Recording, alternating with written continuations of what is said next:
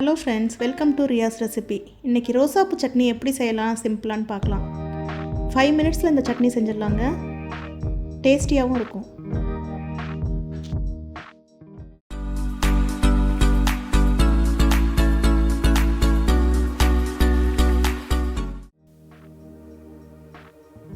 ரோசாப்பூ சட்னி செய்கிறதுக்கு ஒரு சின்ன மிக்ஸி ஜார் எடுத்துக்கோங்க. 10 நம்பர் வரமிளகாய், நீங்கள் எந்த மிளகாய் வேணாலும் யூஸ் பண்ணலாம்.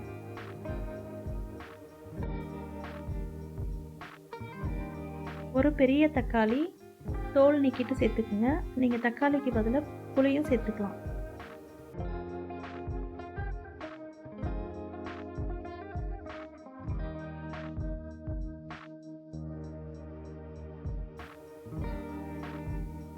பத்து பல்லு நாட்டு பூண்டு, தேவைக்கேற்ப உப்பு, 5 நம்பர் சின்ன வெங்காயம் சேர்த்து தண்ணி ஊற்றாமல் அரைச்சிக்குங்க.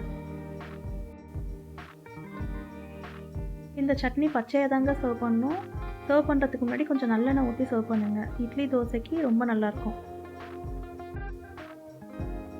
5 மினிட்ஸில் தோசை சட்னி ரெடி பண்ணிடலாங்க. ஈஸியான வீக்கெண்ட் பிரேக்ஃபாஸ்ட் ரெடி. தேங்க்யூ.